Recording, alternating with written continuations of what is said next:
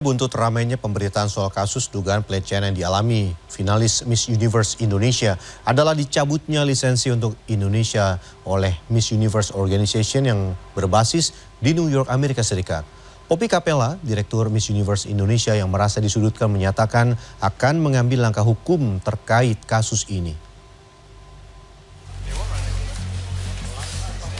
Buntut dari laporan salah satu finalis Miss Universe Indonesia terkait dugaan pelecehan seksual pada 7 Agustus berujung pada pencabutan lisensi Miss Universe untuk Indonesia. Dalam unggahan resmi, Miss Universe Organization di media sosial menyatakan pihak Miss Universe Global membatalkan lisensi Miss Universe Indonesia yang dipegang Poppy Capella lewat perusahaannya PT Capella Swastika Karya. Sementara itu, organisasi Miss Universe akan melakukan pengaturan tersendiri untuk Fabian Nicole yang sudah dinobatkan sebagai Miss Universe Indonesia 2023 untuk berkompetisi dalam ajang Miss Universe di El Salvador. Poppy Capella, National Director Miss Universe Indonesia, tak tinggal diam. Dalam unggahan di akun Miss Universe Indonesia menyebut ia tidak terlibat dalam proses body checking dan akan menuntut pihak-pihak yang menyebarkan kabar yang tak pasti dan pencemaran nama baik. Di sisi lain, Rio Motret geram dituding sebagai pelaku pemotretan tersebut dan dikambing hitamkan. Dalam wawancaranya di program Brownies Trans TV 10 Agustus lalu, Rio mengklarifikasi keberadaannya saat peristiwa terjadi. Waktu itu kalian berdua ada di mana? Gue di atas, dia lagi keluar juga ya? Ya, lagi di luar, tapi nggak ada di dalam. Tapi saya yang pertama kali yang tahu soal ini. Ya. Jadi Provincial Director itu menerima aduan dari anak-anaknya. Mereka pada nangis. Mereka kaget kenapa ada adegan body check yang disaksikan sama pria. Ya. Jadi di dalam itu ada tiga cowok yang ngeliatin juga, yang tidak kompeten lah ya gitu maksudnya, sambil di foto-foto gitu bagian-bagian tubuhnya. Rio Motret pun mengundurkan diri dari ajang tersebut dan menyebut bahwa pengunduran dirinya dari Miss Universe Indonesia 2023 bukan karena terlibat. Sejak 7 Agustus, ada 30 kontestan yang merasa mendapatkan pelecehan dari pihak penyelenggara dan sudah melaporkan kejadian yang mereka alami ke Polda Metro Jaya. Hari-hari terakhir, kualitas udara di Jakarta ini dalam kondisi buruk. Kondisi ini ternyata tidak hanya terjadi pada hari kerja. Hari Minggu kemarin, Jakarta menduduki peringkat pertama sebagai kota paling berpolusi semuka bumi. Beberapa hari terakhir, kualitas udara di Jakarta berada dalam kondisi buruk.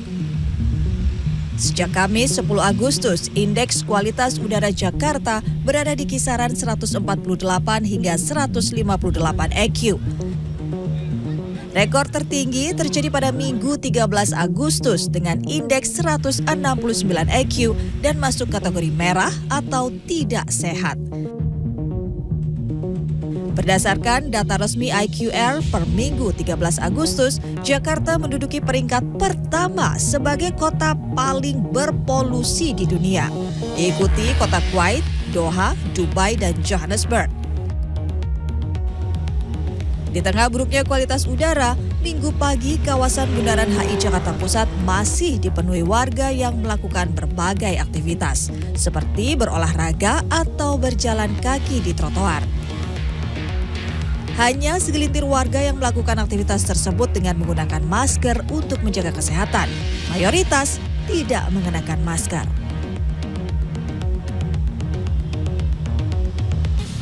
Kalau saya sendiri sih nggak terlalu berasa ya, soalnya saya lebih suka di rumah.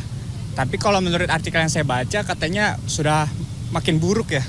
Cuman hari ini ada berasa nggak? Kalau saya sih belum terlalu kali ya, soalnya jarang-jarang juga keluar rumah. Biasanya sih kayaknya pakai masker aja ya. Itu aja sih kayaknya pakai masker. Cuma saya lagi nggak pakai masker. Iya, lagi nggak pakai. Abis makan soalnya. Saya lebih memilih di rumah ya, karena saya tahu situasi Jakarta tuh macet dengan banyak kendaraan dan polusinya ya tidak karuan. Berasa banget. Sampai sekarang saya batuk-batuk sih. Udah dari kapan? Udah seminggu. Pas dari Bali udaranya beda banget kan. Terus pas di sini polusinya kerasa banget sih, kayak langsung radang gitu, suara aku ya udah beda gini. Dari kapan di Jakarta ini? Kemarin banget, iya.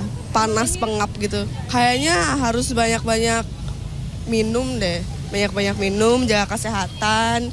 Terus jangan lupa bawa masker.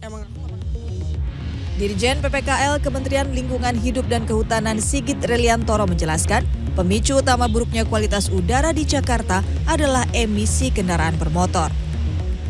Jumlah kendaraan bermotor di DKI Jakarta mencapai 24,5 juta pada 2022. Angka itu rata-rata bertambah 1,2 juta kendaraan setiap tahun. Sigit menekankan pentingnya uji emisi secara berkala karena memiliki potensi mengurangi emisi cukup besar. Yang jangka pendeknya adalah memberlakukan uji emisi, memastikan dulu kita semua untuk taat terhadap terhadap baku mutu. Potensinya kan gede tadi, baru kemudian didorong untuk pindah ke transportasi umum, sama sebetulnya.